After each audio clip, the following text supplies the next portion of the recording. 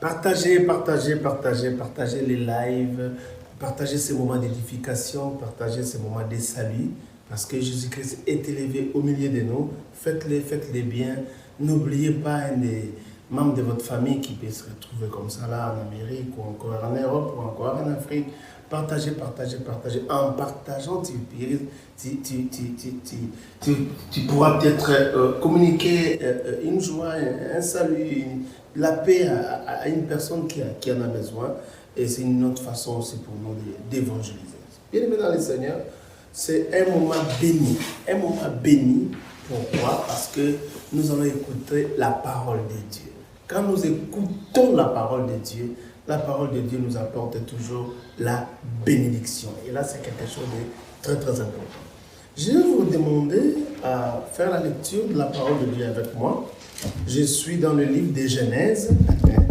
Genèse qui signifie au commencement. Donc, c'est pas seulement parce que ces livres occupent le premier, n'est-ce pas, dans la nomenclature de tous les livres de la Bible, mais aussi parce que ces livres parlent de tous les commencements que nous constatons, que nous observons dans ce monde. Dans ces livres, vous voyez le commencement du ciel et de la terre, le commencement, n'est-ce pas, de l'existence des animaux, des poissons ainsi que des oiseaux. Dans ces livres, vous trouverez le commencement de la vie de l'homme sur la terre, le commencement de la famille, le commencement de la procréation, le commencement de la civilisation, le commencement des différents métiers, le commencement du péché, vous trouvez tout. Le livre de Genèse parle de tous les commencements possibles, mais ce livre ne parle pas du commencement de Dieu.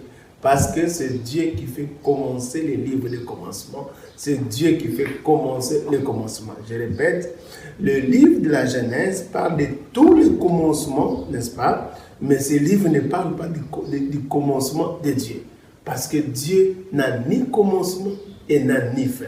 Dieu n'a pas commencé, mais c'est lui qui a fait commencer tous les commencements. C'est parce que je me fais comprendre. Je disais que Dieu n'a pas commencé. C'est comme ça on ne peut pas parler de son commencement dans le livre de Genèse, mais Dieu a fait commencer tout commencement. Et ça, c'est quelque chose de très important. Il reste déjà dans les premiers versets du premier chapitre du livre de Genèse, on dit « Au commencement, Dieu créa les cieux et la terre ». On ne voit pas le commencement de Dieu. Il reste, la Bible n'a même pas l'objectif de nous parler sur les origines de Dieu. Mais la Bible nous parle des origines des choses que Dieu a commencées. La Bible n'a pas comme objectif, n'a pas comme but de nous parler de l'origine de Dieu. Parce que Dieu n'a jamais commencé, n'est-ce pas? Mais la Bible nous parle de l'origine des choses que Dieu a commencées. Que Dieu soit béni. Donc, j'aimerais vous parler de quelque chose qui m'a édifié aujourd'hui, alors que j'ai médité, n'est-ce pas, la parole de Dieu dans le livre de Genèse, chapitre 15. Évidemment, nous parlerons de Jésus-Christ, mais ce serait intéressant que nous puissions, n'est-ce pas, parler de Jésus-Christ en commençant déjà dans le livre de Genèse, parce que la Bible, dans son ensemble, n'a qu'un seul thème, qu'un seul thème, et le thème de la Bible, c'est Jésus-Christ. Tout ce que vous voyez dans les autres livres de la Bible ne sont que des portions présentant une facette de Jésus, n'est-ce pas? Donc, quand vous lisez par exemple le livre de Genèse, vous remarquez une autre facette de Jésus, la postérité de la femme qui écrase, n'est-ce pas, la tête du serpent. C'est une autre facette de Jésus. Quand vous voyez, par exemple, dans le livre d'Exode, l'agneau, n'est-ce pas, qui était immolé, dont le sang était placé sur le linteau ainsi que sur le porte, parle de Jésus. N'est-ce pas? Donc, je peux aller comme ça là, dans toute la Bible, essayer, n'est-ce pas, de glaner plusieurs facettes de Jésus dans chacun des livres de la Bible. Vous trouverez que toute la Bible, dans son ensemble, depuis Genèse jusqu'à l'Apocalypse, ne parle que de Jésus, ne parle que de Jésus. La Bible a été écrite pour nous présenter Jésus. La Bible a été écrite pour nous révéler Jésus. La Bible a été écrite pour nous exposer, n'est-ce pas, la personne et l'œuvre de Jésus-Christ. Je suis dans Genèse chapitre 3, verset 15. La Bible dit ce qui suit. « Je mettrai inimitié entre toi et la femme, entre ta postérité et sa postérité. Celle-ci t'écrasera la tête et tu lui blesseras les talons. Je mettrai inimitié entre toi et la femme, entre ta postérité et sa postérité, celle-ci t'écrasera la tête et tu lui blesseras les talons. Écoutez-moi très bien. Ces versets est le verset qui résume tout l'Ancien Testament. Ces versets de Genèse 3,15 est le verset qui résume tout l'Ancien Testament.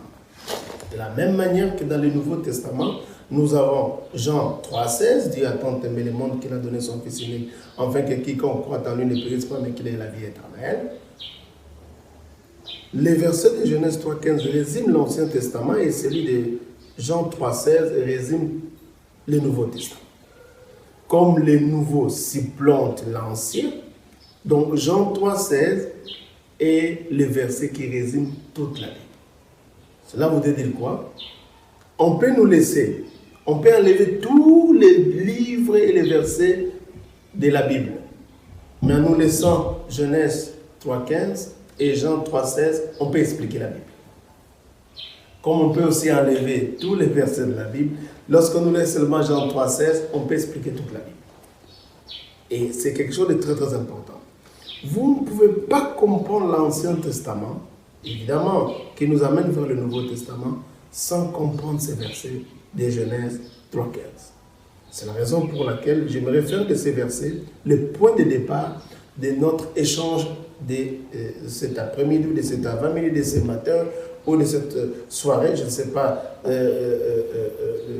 l'heure à laquelle vous êtes en train de me suivre, parce que je ne connais pas les décalages qui nous séparent avec lui. Même moi, nous sommes encore ici, c'est encore les avant-midi ici, donc nous sommes en train de mettre. Mais j'aimerais, n'est-ce pas, partir de ces versets de Genèse 3,15 pour parler de la mission de Jésus. La Bible dit, je mettrai, et c'est Dieu qui parle, je mettrai inimitié entre toi et la femme. Il s'adresse à qui? Parce que ce verset, quand Dieu, n'est-ce pas, c'est cette parole, quand Dieu l'a prononcée, Dieu s'adressait à quelqu'un. Dieu s'adresse à qui? Dieu s'adresse au serpent. Dieu s'adresse à Satan. Dieu s'adresse à l'homme. Je mettrai inimitié entre toi et la femme, entre ta postérité et sa postérité. N'est-ce pas? Celle-ci t'écrasera la tête et tu lui blesseras les talons. Écoutez-moi très bien. Lorsque Dieu a créé les cieux et la terre, Dieu a trouvé que cela était bon. Mais quand Dieu a créé l'homme, Dieu a trouvé que cela était très bon. Et Dieu a placé l'homme dans le jardin. Vous remarquerez que Dieu a d'abord créé l'espace où il devait placer l'homme, et ce n'est qu'après qu'il est venu placer l'homme. Il y a certaines promesses de Dieu qui prennent du temps dans votre vie, parce que Dieu est en train d'abord de créer l'espace qui va recevoir, n'est-ce pas, ta vie, qui va recevoir l'accomplissement de ta promesse. Dieu n'a pas d'abord commencé à créer l'homme, ensuite il vient créer le jardin. Il a d'abord créé le jardin, après il a créé l'homme et il a placé l'homme dans le jardin. Dieu place l'environnement où tu vas, n'est-ce pas, vivre l'accomplissement de sa promesse. Ce n'est qu'après qu'il vient maintenant te placer, toi l'acteur de l'accomplissement de cette promesse. Et quand Dieu place Adam et Ève dans le jardin d'Éden, nous remarquons quelque chose. Nous voyons Satan, n'est-ce pas, qui vient au travers évidemment du serpent, pour tenter l'homme. Mais j'aimerais quand même faire une précision de haute facture. Si vous lisez très bien la Bible, et je crois que certains lecteurs de la Bible qui seront d'accord avec moi, vous serez d'avis avec moi que l'homme n'est pas la première créature de Dieu. Avant que Dieu, n'est-ce pas, crée l'homme, Dieu a créé d'autres créatures, y compris les anges. Et lorsque nous lisons, n'est-ce pas, diligemment la Bible, nous nous rendons compte que quand Dieu a créé les anges, n'est-ce pas, Dieu les a hiérarchisés. Les anges ont été créés et Dieu les a, n'est-ce pas, organisés, Dieu les a placés en plusieurs catégories. C'est comme ça, quand vous lisez la Bible, vous remarquerez qu'il y a des anges qu'on appelle des chérubins. Chérubins, ce sont des anges qui ont une certaine catégorie. Il y en a d'autres qu'on appelle des archanges. Il y en a d'autres qu'on appelle des séraphins. Et il y a des anges ordinaires, comme il y a aussi des hommes ordinaires. Et ça, c'est quelque chose de très, très important. Mais vous allez vous rendre compte que quand Dieu, n'est-ce pas, a créé les anges, en commençant par les archanges, les chérubins, les séraphins et les autres, Dieu les a aussi organisés. C'est comme ça que vous retrouverez, il y avait des anges, n'est-ce pas, qui dirigeaient d'autres anges. Ces anges qui dirigeaient d'autres anges, on les appelait les archanges. On dit arc, c'est-à-dire au-dessus d'eux, ils étaient d'une catégorie, d'une notoriété, d'un niveau plus élevé que les autres anges. Et lorsque nous lisons la Bible, nous remarquons de manière simpliste qu'il y avait un ange qui s'appelait par exemple ange Gabriel. Vous voyez, c'est l'ange qui est venu, n'est-ce pas, remettre le message à Daniel, dans le livre de Daniel. C'est l'ange qui est venu annoncer la naissance, n'est-ce pas, de Jean-Baptiste, n'est-ce pas? Et c'est l'ange qui est venu aussi annoncer la naissance de Jésus. Il nous donne l'impression comme si son rôle, ou encore le cahier des charges dont il était tenu à observer, était plus d'aller communiquer et libérer des messages qu'il y avait vis-à-vis de son peuple. Mais lorsque nous lisons encore la Bible, nous remarquons qu'il y avait un autre archange qu'on appelle l'archange Michael. Lorsque vous lisez la Bible, vous allez vous rendre compte que même quand Lucifer, n'est-ce pas, s'était rébellé contre Dieu, Dieu a envoyé Michael. Il dit Michael et ses anges, Apocalypse 12. Michael et ses anges. Quand on dit Michael et ses anges, vous avez l'idée. C'est-à-dire qu'il y avait un archange qui avait en son sein certains anges qui lui étaient soumis. Il formait un certain, comment on peut appeler, un certain bataillon, n'est-ce pas, des anges qui sont allés, n'est-ce pas, chasser Lucifer de là où il était pour le parachuter sur la terre. Donc, vous voyez Michael qui, n'est-ce pas, qui a chassé Lucifer du ciel. Et Michael, c'est lui aussi qui est venu chasser les princes des Mèdes et des Perses qui avaient évidemment bloqué l'archange Gabriel qui venait de donner le message à Daniel. Donc, Michael, dans sa mission, nous avons l'impression comme s'il s'occupe de la défense et il s'occupe de la guerre. Donc, c'est un ange guerrier, c'est un ange qui s'occupe de la défense, n'est-ce pas, du trône de Dieu, de la défense dans l'espace céleste. Mais nous remarquons aussi, même si la Bible ne le dit pas clairement, qu'il y avait aussi un autre archange qu'on appelle Lucifer. Quand nous lisons les textes d'Ésaïe chapitre 12, Ésaïe chapitre d'Ézéchiel chapitre 28 à partir du verset 11 jusqu'à 17, je parlais d'Ésaïe chapitre 28 à partir du verset 11 jusqu'à 17. Si vous lisez, parce que nous n'avons pas le temps, j'espère que les amis le font déjà à la maison pour bien comprendre et saisir, n'est-ce pas, ce que nous sommes en train de dire. Vous allez vous rendre compte, on parle d'un être qui va au-delà d'un être humain. Parce que là-bas, vous remarquez, on parle du prince de Tyr. Mais quand vous analysez profondément les choses dont il s'agit par rapport à ce prince de Tyr, vous allez vous rendre compte que la présentation de cet être particulier va au-delà d'un être humain. Évidemment, on parle de Lucifer lorsqu'il était encore Lucifer, parce qu'il est devenu Satan, diable, après la chute. Mais autrefois, il était encore Lucifer qui signifie astre brillant. Et quand nous lisons encore Ésaïe 14, à partir du verset 12, n'est-ce pas, jusqu'au verset 14, vous allez vous rendre compte qu'on est en train, au fait, de parler de l'archange Michael, de l'archange Lucifer. Et nous remarquons, à partir du texte d'Ézéchiel 28, que l'archange Lucifer était un archange qui était placé à côté de Dieu pour s'occuper de l'adoration. La Bible dit que des tambourins et des flûtes firent ton service depuis le jour où tu fus créé. Alors pourquoi Dieu a déposé des tambourins et des flûtes au service de Lucifer? Simplement pour diriger la louange et l'adoration. Du reste, les psalmistes nous présentent l'aspect sensible de la louange et de l'adoration dans la présence de Dieu. Dans Psaume chapitre 22, verset 4, il dit « Pourtant tu es saint, mais tu sièges au milieu de louanges de son peuple. » Dieu siège au milieu de louanges. C'est la raison pour laquelle il a créé, n'est-ce pas, Lucifer pour, n'est-ce pas, s'occuper de la direction de la louange et de l'adoration au ciel. Mais il y a eu un moment, n'est-ce pas, Lucifer s'est rébellé contre Dieu. Il a voulu, n'est-ce pas, se rebeller contre Dieu, et en se rébellant, il a, n'est-ce pas, influencé d'autres anges qui l'ont suivi.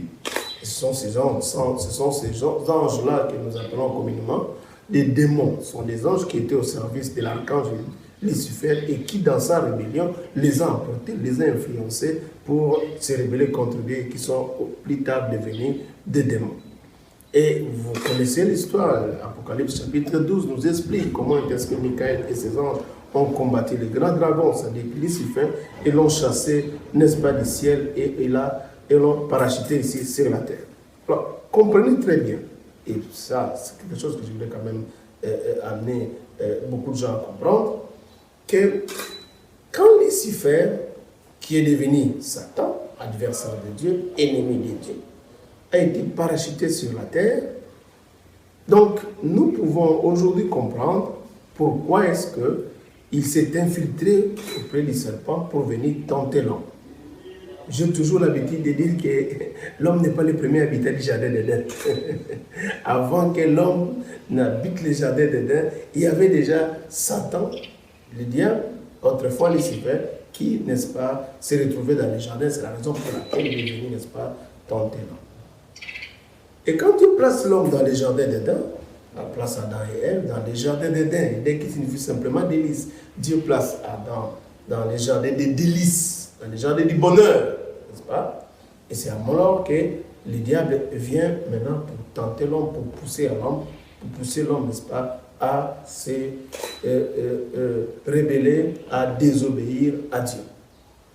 Il y avait plusieurs choses, n'est-ce pas, que les serpents pouvaient proposer à Adam et Ève. Il y en avait plusieurs. Ils pouvaient les proposer de danser, ils pouvaient les proposer de chuter, ils pouvaient les proposer de nager, ils pouvaient les proposer de manger des poissons, parce qu'il y avait tellement d'espèces de poissons dans les jardins d'Éden. Ils pouvaient aussi les proposer de manger d'autres fruits, parce qu'il y en avait plusieurs. Mais remarquez, les serpents viennent proposer à l'homme seulement de manger les fruits que Dieu les a interdits. C'est pour les pousser au péché, n'est-ce pas? Et vous connaissez la fameuse phrase qu'a utilisée, n'est-ce pas, les serpents, évidemment les diables dans les jardins d'Éden. Il dit à l'homme, je suis dans Genèse chapitre 1er, Dieu a-t-il réellement dit, vous ne mangerez pas de tous les arbres? Genèse chapitre 3, verset 1er, Dieu a-t-il réellement dit que vous ne mangerez pas de tous les arbres du jardin? La femme dit, nous mangeons des fruits des arbres du jardin. La femme a dit vrai. Nous mangeons des fruits des arbres du jardin. Mais quant aux fruits de l'arbre qui est au milieu du jardin, Dieu a dit, vous n'en mangerez point. La femme a ajouté, vous ne toucherez pas. Dieu avait dit que vous pouviez toucher, mais le vrai problème, la vraie interdiction se situe au niveau de ne pas manger. Alors, c'est comme ça que Satan leur dira, à travers les serpents évidemment, vous ne mourrez point. Dieu sait que le jour où vous en mangerez, vos yeux s'ouvriront, vous serez comme Dieu. Attention à cette phrase, vous serez comme Dieu.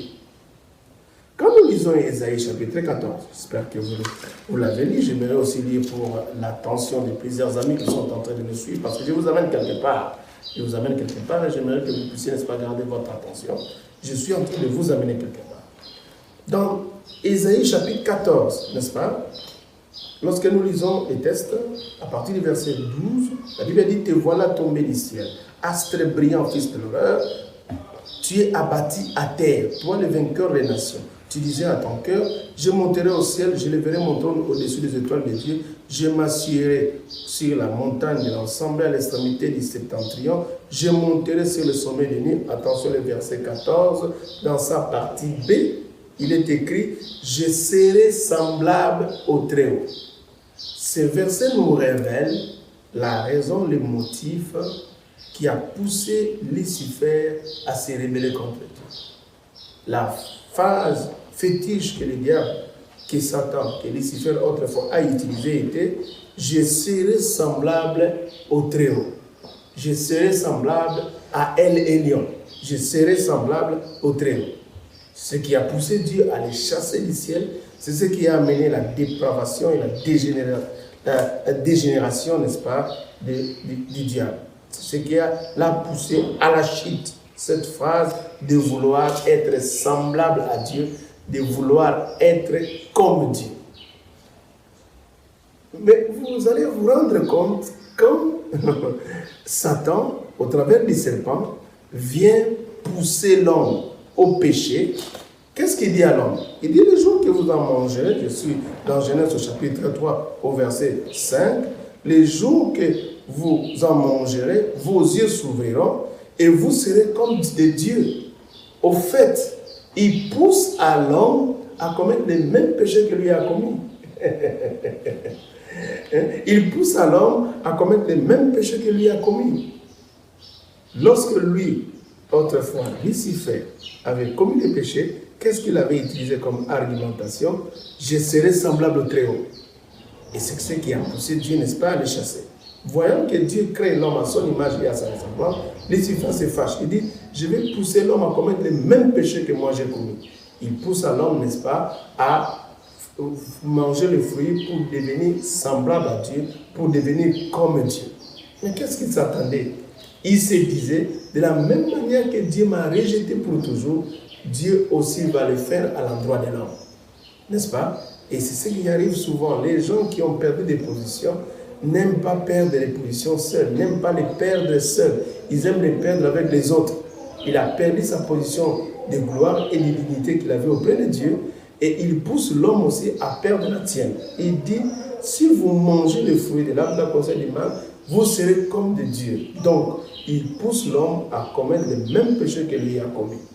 Il savait, parce qu'il était certain, il était sûr, il avait la certitude que Dieu est un Dieu juste, que Dieu est un Dieu saint, n'est-ce pas? Non seulement en poussant l'homme à commettre les péchés, mais en poussant l'homme à commettre les mêmes péchés que lui avait commis. Et il se disait, d'un seul péché, Dieu va apporter un même châtiment. Et c'est comme ça la justice, n'est-ce pas? Une infraction est subie de la même manière et a été châtiée de la même manière. Et c'est ce que Lucifer, c'est ce que Satan pensait que Dieu allait le faire. Alors quand l'homme a mangé, je me dis toujours que ce jour-là, Satan était dans une joie inégalable. Il était dans une joie, certainement que s'il avait des portables, il avait certainement appelé tous ces corps autres des démons pour leur dire, j'ai atteint, n'est-ce pas, ma mission, j'ai amené l'homme à commettre les mêmes péchés que moi j'ai connus, de la même manière que moi j'ai été chassé de la présence de Dieu pour toujours, il en sera, n'est-ce pas, de la destinée de l'homme. Donc, je vois comment les démons, je vois comment lui-même, le diable, était vraiment dans la joie. Mais il est surpris. Il est surpris. Il est surpris. Lui qui s'attendait à ce que Dieu puisse, n'est-ce pas, chasser l'homme pour toujours, Dieu puisse, n'est-ce pas, punir l'homme pour toujours, Dieu puisse, n'est-ce pas, juger l'homme, n'est-ce pas, pour toujours. Mais les mêmes jours dans les jardins d'Éden, Dieu promet à l'homme qu'il va lui envoyer un sauveur. Dieu lui a envoyé un rédempteur. Dieu va lui envoyer quelqu'un qui viendra pour pardonner ses péchés. Dans le livre de Genèse, chapitre 3, verset 15, que nous venions de lire, la Bible dit, je mettrai une inimitié entre toi et la femme, entre ta postérité et sa postérité, celle-ci t'écrasera la tête et toi tu lui blesseras les talons. Ce verset parle de l'envoi d'un rédempteur, de l'envoi d'un sauveur. Alléluia. Dieu dit, j'enverrai quelqu'un qui viendra et qui sauvera l'homme. J'enverrai quelqu'un qui viendra, qui rachètera l'homme. J'enverrai quelqu'un qui viendra et qui justifiera l'homme. J'enverrai quelqu'un qui viendra et qui sanctifiera l'homme. Quand les diables avaient péché, Dieu n'avait pas envoyé un sauveur. Quand les démons, qui autrefois étaient des anges purs devant la présence de Dieu, avaient péché, Dieu n'avait pas envoyé l'homme. Mais quand l'homme a péché, Dieu a envoyé un sauveur. Dieu a pris la décision d'envoyer le sauveur. Genèse 3,15 est la première prophétie de la Bible. Et la première prophétie de la Bible est une prophétie du salut. La première prophétie de la Bible est une prophétie de la rédemption. J'aime les prophéties, mais je crois qu'on doit aller au-delà de voir, n'est-ce pas, que tel frère a dans sa poche à l'argent, que telle personne, ses parents étaient des sorciers. Nous devons aller au-delà de cette façon de voir les prophéties. Parce que la première prophétie que Dieu a donnée à l'homme, c'était la prophétie du salut. C'était la prophétie de la rédemption. Dieu promet à l'homme qu'il va envoyer le rédempteur. Dieu promet à l'homme qu'il va envoyer les sauveurs. Et ça, c'est notre joie. Donc, le diable qui s'attendait à ce que Dieu puisse juger l'homme, le diable qui s'attendait à ce que Dieu puisse régner l'homme, Dieu puisse chasser l'homme de sa présence pour toujours. Il est étonné, n'est-ce pas? Une seule faute, une même infraction n'est pas punie de la même manière.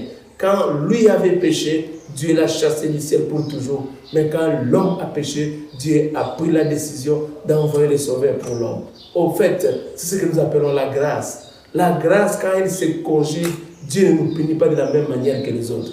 La grâce, quand elle se conjugue, Dieu ne nous impute pas de nos péchés de la même manière qu'il a imputé aux autres. Le diable a péché, Dieu l'a chassé du ciel pour toujours. Mais quand l'homme a péché, Dieu a pris la décision de lui envoyer les rédempteurs. J'aimerais dire, si l'homme n'avait pas péché, Jésus n'allait pas venir. Au fait, le fait que le diable a touché à la créature que Dieu avait beaucoup aimée, a poussé Dieu lui-même, non pas à envoyer quelqu'un d'autre, mais à venir lui-même. Alléluia. Dieu n'avait pas vu quelqu'un qu'il pouvait envoyer. Vous savez que la personne qui a chassé, n'est-ce pas, Lucifer du ciel, qui était devenu Satan, c'est l'archange Michael. Mais pour que nous puissions être sauvés, Dieu n'a pas trouvé bon d'envoyer l'archange Michael, mais Dieu a trouvé bon de venir lui-même pour nous sauver. Quel amour, quelle bonté, quelle grâce que Dieu nous manifeste. Et là, c'est quelque chose de très, très intéressant. Alléluia. Quand Dieu a trouvé qu'il n'y avait pas de solution, lui-même s'est fait sauveur pour l'homme. Alléluia. J'aimerais dire à quelqu'un, la plus grande humiliation que Dieu a subie depuis qu'il est Dieu, c'est d'accepter de prendre la peau de sa créature. C'est d'accepter de devenir un homme. Les anges, jusqu'à aujourd'hui, ils ne comprennent pas ce mystère. Comment Dieu, qui a toujours été Dieu, parce que Jésus a révélé dans Jean chapitre 4, verset 23 à 24, que Dieu est esprit. Il faut que ceux qui l'adorent aient un esprit et vérité. Depuis toujours, Dieu a toujours été esprit. Mais à cause de l'amour qu'il a pour nous, à cause de l'amour qu'il a pour toi, à cause de l'amour qu'il a pour ta famille, le Dieu esprit a pris la décision de devenir matière.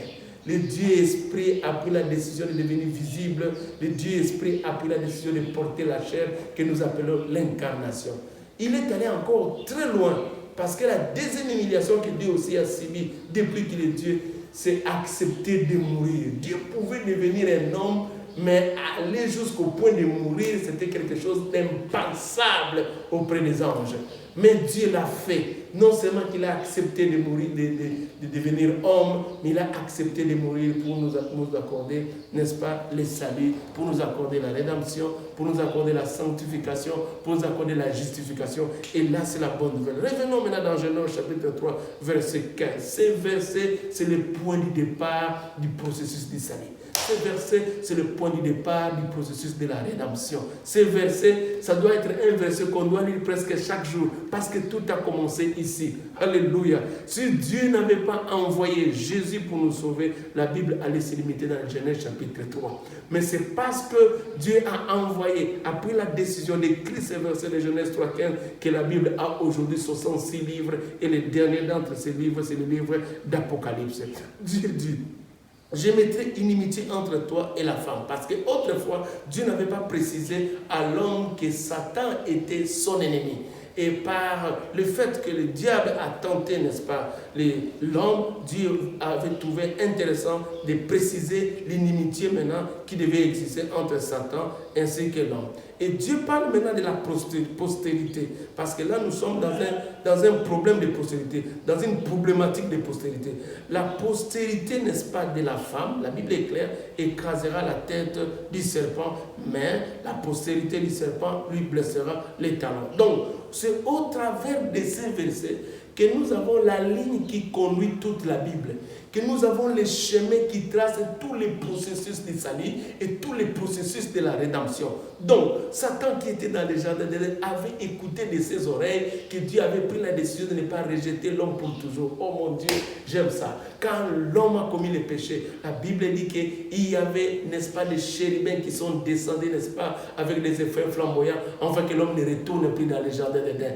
Mais quand je lis dans les tabernacles, dans les lieux très saints, j'observe et je comprends quelque chose de fort. Quand vous entrez dans les lieux très saints, il y a une histoire qu'on appelle l'arche de l'alliance. Il y a une sorte de couvert qu'on appelle le propitiatoire.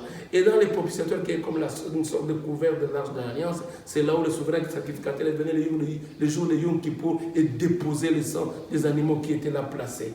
Et remarquez, il y a au devant, n'est-ce pas, de l'arche de l'alliance, au devant de cette couvercle du propitiatoire, des anges qui ont leurs yeux regardant le propitiatoire, regardant là où se trouvait, n'est-ce pas, le sang qui était l'image du véritable sang que Jésus allait, n'est-ce pas, verser pour nous à la croix. Mais vous allez vous rendre compte que les dessins, n'est-ce pas, que Dieu a orienté Moïse à dessiner par rapport au lieu très saint, ces anges-là, premièrement, ils n'ont pas d'épée. Donc, ils sont sans armes. Mais qu'est-ce qui les a désarmés? La chose qui a désarmé ces anges-là, c'est la chose qu'ils sont tentés de regarder. Ils sont tentés de regarder quoi? Ils sont tentés de regarder les sangs. Alléluia. Le sang de Jésus a désarmé les anges. Le sang de Jésus a rendu les anges sans armes, sans épée. C'est simplement un message pour nous que l'accès du retour dans les jardins d'Éden est maintenant possible à cause du sang. Il n'y a aucune personne, il n'y a aucun ange, il n'y a aucun esprit, il n'y a aucune puissance qui peut nous rendre incapables de retourner dans la présence de Dieu, de retourner dans les jardins d'Éden. Mais même les anges, ils ne peuvent même pas te ravir l'accès, ils ne peuvent même pas te pousser à ne pas entrer parce que eux-mêmes leurs yeux sont tentés de regarder le sang. Alléluia. Eux-mêmes leurs yeux sont tentés de regarder le sang. Oh mon Dieu, autrefois ils avaient des éplats flamboyants pour nous prouver l'accès. Mais à cause du fait que quand Dieu nous voit, il nous voit au travers du sang de Jésus. Quand nous paraissons devant la présence de Dieu, nous sommes couverts par son sang. Tous les anges qui sont là, ils sont maintenant en train de nous observer. En quelque sorte, ils sont en train de nous conduire maintenant dans la présence de Dieu. Ils sont en train de nous donner l'accès dans la présence de Dieu à cause du sang que Jésus a répandu sur la croix. Donc, vous allez vous rendre compte, comme je le disais, Genèse 3,15, c'est le fil conducteur de tout l'Ancien Testament. C'est le fil conducteur du processus du salut. Dieu a dit, les postérités de la femme écrasera la tête du serpent. D'où, dans ses oreilles, le diable a écouté qu'il y aura une postérité qui viendra et qui fera quoi? Qui va écraser sa tête. Quand on parle de la tête ici, ne voyez pas la tête comme la nôtre. La tête, c'est juste une image qui veut simplement nous parler de la domination. Dieu veut dire qu'il y aura une postérité qui viendra et elle écrasera la tête du serpent.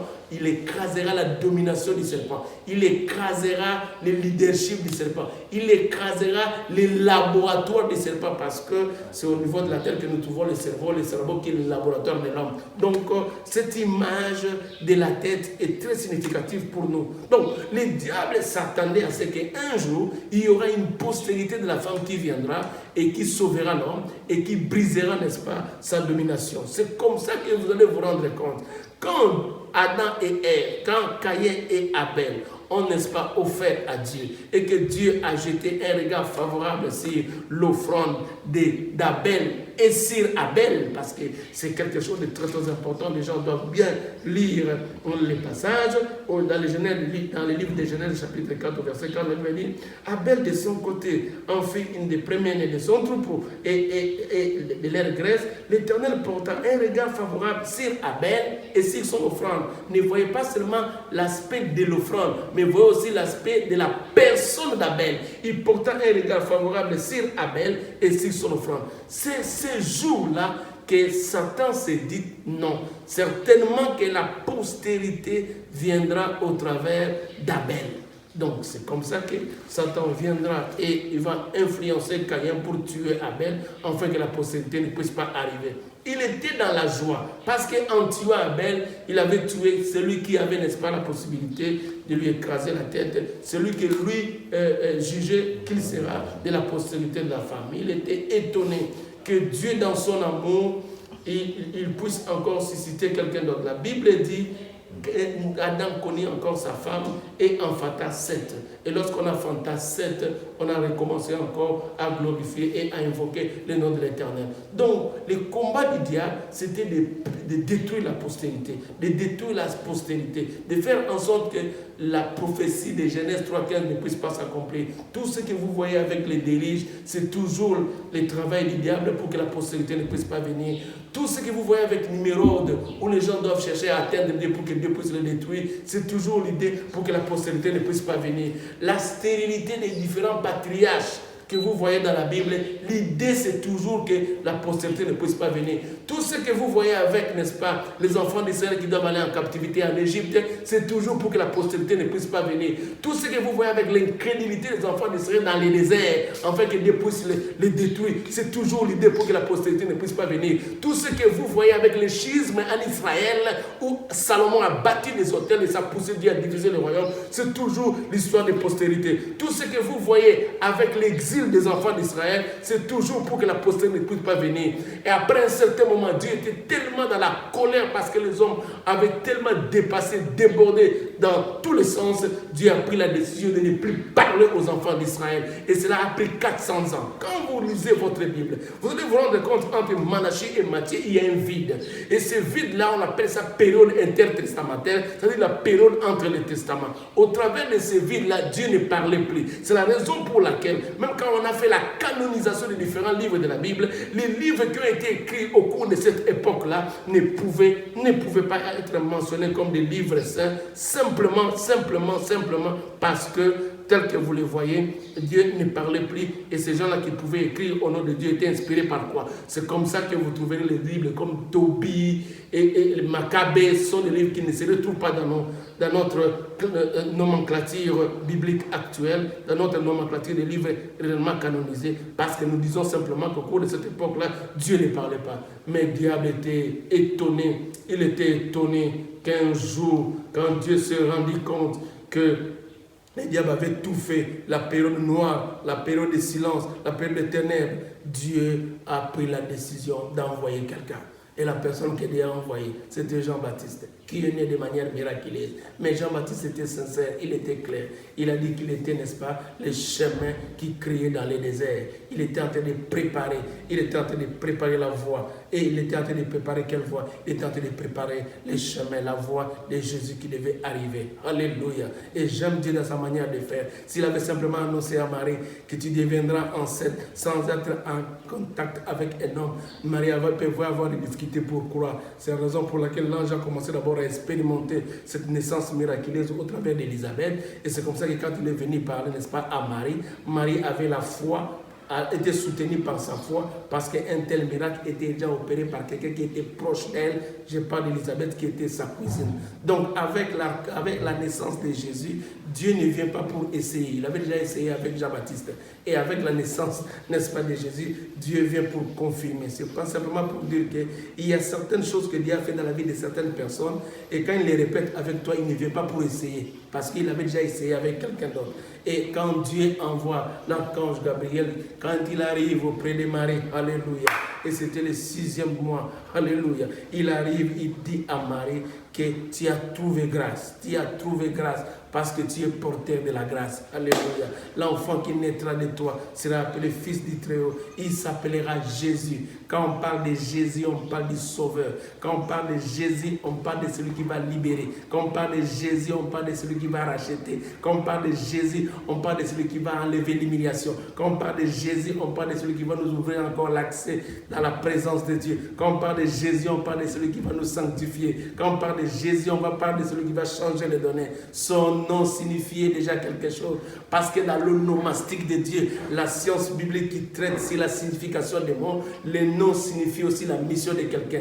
Donc le nom Jésus, qui signifie sauveur, nous donne une idée sur la mission de Jésus, et qu'il est venu là pour sauver. Il est venu là pour accomplir ce que Dieu avait dit dans les jardins d'Éden. Ce que j'aime avec Dieu, quand il commence avec une promesse comme Oméga, il accomplit comme il commence avec une promesse comme Alpha, il accomplit à la fin des choses comme Oméga, parce que Dieu est derrière sa parole pour l'accomplir. Aucun diable, aucun démon, aucune puissance de ce monde ne peut bloquer l'accomplissement de la promesse de Dieu. Alléluia. Et Dieu était tellement dans la joie, n'est-ce pas, de vouloir sauver l'homme, parce que lui-même avait promis. Mais il y avait un problème. L'homme était dans le péché. L'homme était dans le péché. Mais Dieu ne pouvait même pas utiliser un homme pour sauver un autre homme. Lui-même, le grand Dieu, je ne sais même pas ce qui s'est passé.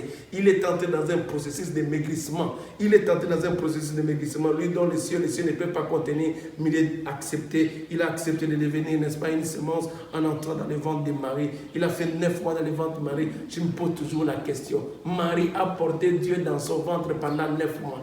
Quel genre de picotement il sentait dans son cœur, dans son ventre? Comment ça s'est passé? Porter le Dieu Tout-Puissant, créateur du ciel et de la terre, 9 mois dans son ventre. Mais la chose que nous devons aussi être capables de bénir et d'exalter, c'est que ce Dieu-là accepte de rester aussi 9 mois dans le ventre de Marie. Il a accepté de rester 9 mois dans le ventre de Marie. Cette histoire me parle sur l'humilité et la discipline. Tu es Dieu, mais tu acceptes de rester 9 mois dans les ventres, sans bouger, n'est-ce pas? Tu es Dieu, tu acceptes de rester 9 mois dans les ventres, sans sortir et rentrer. Il est resté 9 mois là dans les ventres de Marie, et après les 9 mois, il est venu, il est né ici sur la terre. Il a fait 30 ans sans opérer, sans faire un ministère. Mais après les 30 ans, il y a eu quelque chose de grave qui s'était passé. Il a accepté d'aller, n'est-ce pas, auprès de Jean-Baptiste qui baptisait les gens, n'est-ce pas, sur le fleuve Jourdain.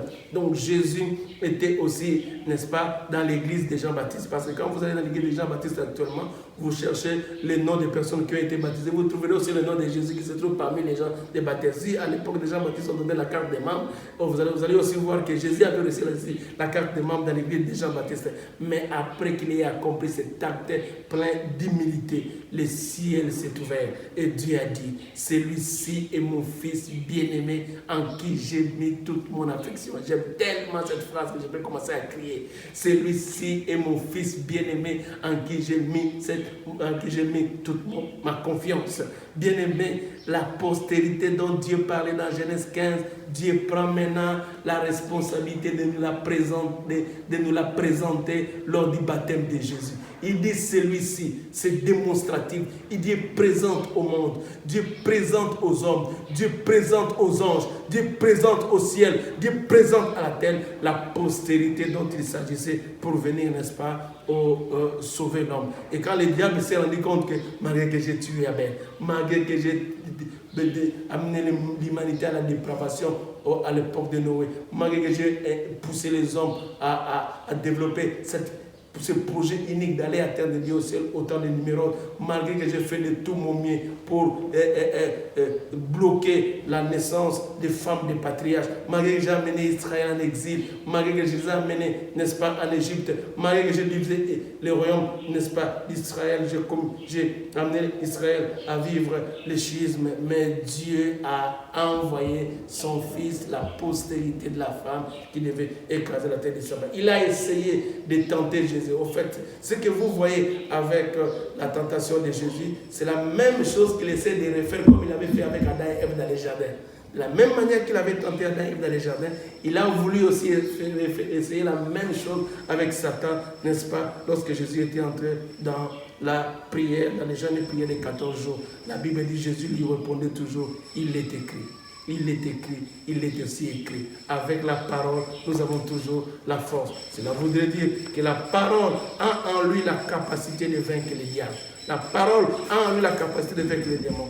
La parole a créé les diables. C'est comme ça que les diables ne peuvent même pas résister devant la parole. Alléluia. Et Jésus n'utilisait que la parole. La Bible dit que Satan est parti.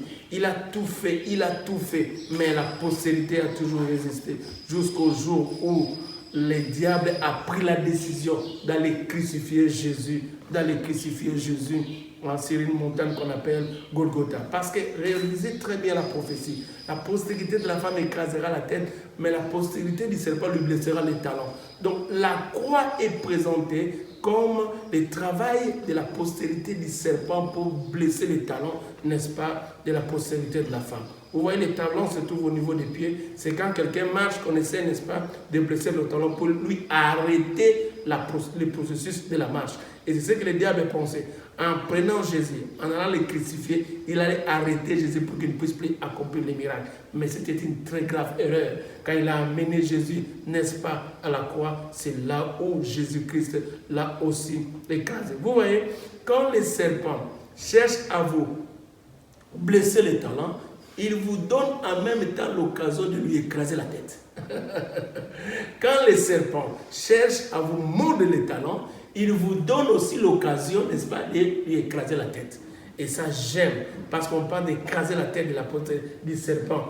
Et vous remarquerez que la montagne sur laquelle Jésus était monté à la croix s'appelle Golgotha. Et Golgotha, c'est le lieu du crâne. Or, le crâne se trouve au niveau de la tête. Donc, quand on prenait la croix de Jésus, on l'enfonçait, n'est-ce pas, à Golgotha. De manière prophétique, on était aussi en train, n'est-ce pas, de crucifier, d'écraser la tête du serpent. C'est comme ça que Jésus avait déjà dit à ses disciples, si vous détruisez, avait dit aux Juifs, si vous détruisez cet temple, je le reconstruirai après, je le rebâtirai après 3 jours. Et il disait à ses disciples qu'il allait mourir. Et au travers de sa mort, il allait, n'est-ce pas, sauver l'humanité. Il savait qu'il était venu pour mourir. C'est comme ça qu'il s'appelle Agneau de Dieu. Et il est parti, n'est-ce pas, à la croix. Et à la croix, il est mort avec cette fameuse phrase, tout est accompli, tetelestai. Quand on dit accompli, ça dit que c'est un processus qui avait commencé quelque part, qui a maintenant pris fin.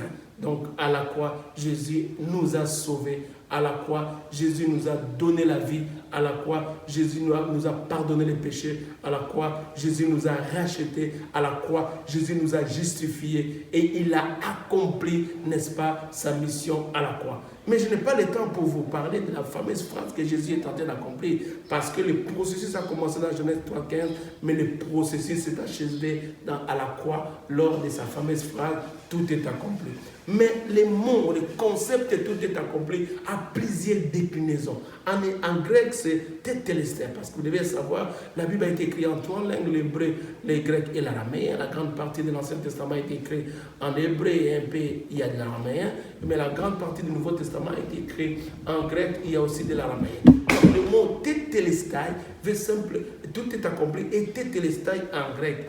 Et tetelestai a plusieurs déclinaisons dont je n'aurai pas le temps de vous expliquer aujourd'hui. Peut-être qu'il y aura un autre jour pour vous expliquer. Parce qu'il y a des déclinaisons militaires, il y a une compréhension artistique, il y a une compréhension commerciale, il y a une compréhension juridique par rapport à ce mot tetelestai. Vous devez savoir que la manière avec laquelle on a écrit le Nouveau Testament, il y a plusieurs jargons qui étaient utilisés dans le monde de l'époque, des jargons juridiques, administratifs qui étaient utilisés dans le monde de l'époque, que la Bible a aussi emprunté pour nous révéler certains messages spirituels, pour nous révéler certains messages divins et spirituels. Par exemple, quand on disait tetelestai, à l'époque de la Bible, dans les jargons artistiques, c'est lorsqu'un peintre, n'est-ce pas, est en train de bien faire son ouvrage et qu'il arrive à la fin, il fait, il refait, il fait, il refait, il reprend,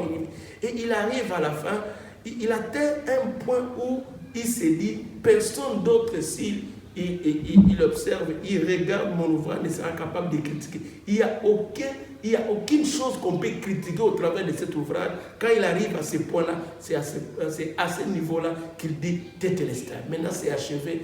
Il n'y aura personne qui viendra encore pour, n'est-ce pas, rectifier, pour corriger, pour critiquer ce que je viens de faire. Donc, dans sa dimension artistique, le salut que Jésus nous a apporté, c'est un salut qui ne sera jamais diminué par quelqu'un d'autre. C'est un salut qui ne sera jamais critiqué par quelqu'un d'autre. Donc Jésus ne reviendra plus pour recommencer encore à mourir pour nous à la croix, parce que ce qu'il nous a apporté est total, est intégral, est parfait et non négociable. Et ça, c'est quelque chose de très très important. C'est pourquoi l'écrivain aux Épîtres aux Hébreux nous dit qu'il répète plusieurs fois que Jésus est mort une fois pour toutes, que l'agneau de Dieu est mort une fois pour toutes, que le salut qu'il nous a apporté, il nous a apporté une fois pour toutes. C'est simplement pour dire que Dieu n'enverra pas encore un autre sauveur pour, n'est-ce pas, nous sauver et nous accorder, n'est-ce pas, la rédemption, la justification et le pardon des péchés. Ce que Dieu a fait au travers de son Fils Jésus-Christ est parfait, est total et intégral. Et là, c'est quelque chose de très important. Et c'est là où j'aimerais quand même vous expliquer quelque chose sur le mot salut, qui dans sa explication en hébreu vient du verbe sauver qui signifie sozo, et qui nous donne les déclinaisons de soteria. Mais j'aimerais quand même vous expliquer. Quand l'homme a péché, le péché a amené l'homme dans plusieurs dépravations. Nous voyons que le péché a eu des influences sur la santé de l'homme, ça a apporté la maladie. Le péché a eu des influences sur la prospérité de l'homme, ça a apporté la pauvreté. Le péché a eu des influences sur même la relation de l'homme avec Dieu. Le péché a séparé l'homme, c'est la raison pour laquelle l'homme est mort, il est séparé de la vie de Dieu. Mais quand Jésus vient pour sauver l'homme, et ça c'est quelque chose de très important, Jésus est venu au travers de son salut réparer toutes les conséquences négatives qu'a causé le péché. Donc le salut de Jésus est tellement complet. Pourquoi c'est complet? Parce que ça a réparé toutes les conséquences qu'a causé le péché dans la vie de l'homme. C'est comme ça que vous remarquerez que quand on parle du salut, on ne parle pas d'une seule chose, mais d'une chose qui regorge plusieurs aspects. C'est comme un cocktail, c'est comme un package où on trouve plusieurs choses. C'est comme ça que dans le salut de Dieu que Jésus nous apporte, vous trouverez le pardon. C'est comme ça que dans le salut que Jésus nous apporte, vous trouverez la rédemption. C'est comme ça que dans le salut que Jésus nous apporte, vous trouverez même la guérison. C'est comme ça que dans le salut que Jésus nous apporte, vous trouverez même la prospérité. C'est comme ça que dans le salut que Jésus nous apporte, vous trouverez même la domination. C'est comme ça que dans le salut que Jésus nous apporte, vous trouverez la restauration. C'est comme ça que l'apôtre Paul disait dans Romains chapitre 1 verset 16, je n'ai point honte de l'évangile, car c'est la puissance de Dieu pour le salut de quiconque croit. C'est la puissance de Dieu pour le salut de quiconque croit. Donc quand on disait que cet enfant s'appelait sauveur, donc on était en train de nous révéler sa mission, et quand Jésus s'est présenté comme sauveur et il nous a réellement sauvés à la croix, le salut qu'il nous a apporté, c'est tout un package. Il y a tout dans le salut que Jésus nous a apporté. C'est la raison pour laquelle il ne viendra plus pour résoudre un problème qu'il n'avait pas laissé. Et le salut que Jésus est venu nous apporter n'a rien oublié. Ça nous a aidé à corriger toutes les conséquences néfastes, négatives qu'avait apporté le péché. C'est la raison pour laquelle nous ne cesserons de glorifier Jésus. C'est la raison pour laquelle nous ne changerons pas de sauveur. C'est la raison pour laquelle nous ne changerons pas, nous ne porterons pas notre foi sur quelqu'un d'autre que sur la personne de Jésus. Alléluia. Quand l'apôtre Pierre a compris ces choses, il dit dans Actes chapitre 4 verset 12, il y a des saluts en aucun autre. Il n'y a aucun autre nom que Dieu nous a sauvés par lequel nous devrions être sauvés. Quand l'apôtre Paul a compris ces choses, il dit il n'y a qu'un seul médiateur entre Dieu et les hommes. Et ce médiateur c'est qui? C'est Jésus-Christ. Et lui-même l'apôtre Jean l'a si bien dit. Et dans Apocalypse au chapitre 5, il dit que quand j'ai vu toutes ces choses, je voulais pleurer. Mais il y a un ancien qui m'a dit, ne pleure pas. Il y a l'agneau de Dieu, le lion de la tribu de Juda, a vaincu pour ouvrir les livres et rompre cette sceau. Jésus, merci parce que tu nous as sauvés, tu nous as apporté un grand salut. J'aime ce que l'apôtre, ce que les épîtres hébreux disent au chapitre 2, à partir du verset 1 jusqu'au verset 4. Ne soyez pas emportés loin de tout ce que je vous ai enseigné. Parce que le salut que Dieu nous a apporté est un salut qui est grand. Il dit, comment échapperons-nous à ces choses si nous négligeons un si grand salut? Le salut là est grand parce que celui qui nous a envoyé le salut est grand, le Père. Le salut là est grand parce que le Sauveur qui est venu nous sauver est grand, Jésus. Le salut là est grand parce que ce salut comporte des effets et des conséquences qui neutralisent tous les effets néfastes qu'avait apporté le péché. Le salut là est grand parce que ce salut nous prend à partir du terrestre et nous introduit au céleste. Ce salut là nous prend à partir du physique et nous introduit au spirituel. Et ça c'est quelque chose de très très important. Jésus avait comme mission de nous sauver. Parce que c'était la promesse de Dieu et il a accompli ça à la croix. Et à chaque moment que nous le recevons dans nos cœurs comme Seigneur et Sauveur, il nous apporte réellement les saluts. Et ceux qui m'attendent en ce moment, soyez-en rassurés. Si vous prenez la décision d'accepter Jésus comme Seigneur et Sauveur, celui qui nous a sauvés à la croix, celui qui est mort pour nos péchés à la croix, celui qui nous a justifiés à la croix, celui qui nous a rachetés à la croix, vous l'acceptez comme Seigneur et Sauveur. Vous êtes sauvés et vous devenez enfant de Dieu. Celui qui a le Fils a la vie. Et celui qui n'a pas le Fils n'a pas la vie éternelle. Que Dieu vous bénisse.